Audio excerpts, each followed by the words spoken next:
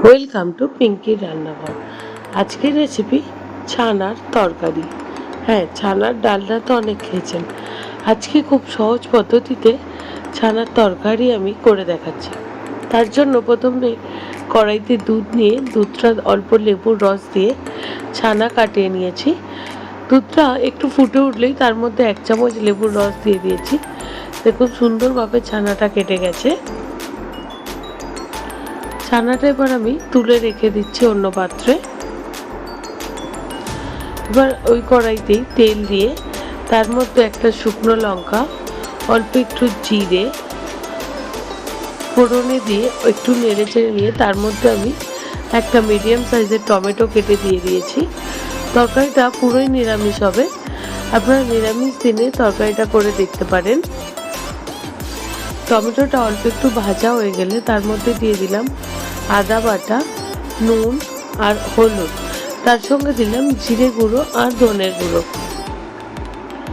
এবার এটা খুব ভালোভাবে লো ফ্লেমে কষিয়ে নেব। তরকারিটা খেতে যেমন সুস্বাদু তেমন খুব কম উপকরণে আর খুব তাড়াতাড়ি হয়েও যায়। সব মশলাগুলো ভালো মতো কষানো হয়ে গেছে, মশলা থেকে এখন তেল ছেড়ে দিয়েছে। এর মধ্যে আমি অল্প অল্প করে জল অ্যাড করছি। প্রথমেই খুব বেশি জল অ্যাড করবেন না। মশলাটা খুব ভালো মতো কষানো হয়ে গেলে তার মধ্যে অল্প একটু চিনি আমি দিলাম।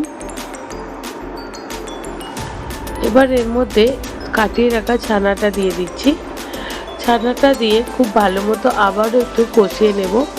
আর রান্নাটা আমি পুরোটাই লো ফ্লেমে করেছি। ছানাগুলোকে আমি অল্প একটু ভেঙে দিচ্ছি যাতে মশলার সঙ্গে খুব ভালোভাবে মিশে যায়।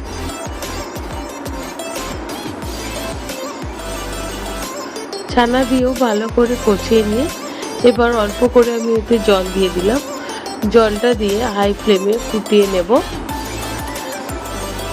যে যেমন গ্রেভি পছন্দ করবেন সেই মতো নামাবেন। আমি একটু শুকনো শুকনো অবস্থাতেই নামিয়েছিলাম। এই যে এখন আমার ছানার তরকারিটা একদম রেডি হয়ে গেছে। উপর থেকে একটু ঘি দিয়ে দিলাম। ভিডিওটা ভালো লেগে থাকলে লাইক, কমেন্ট, শেয়ার এবং সাবস্ক্রাইব করতে ভুলবেন না।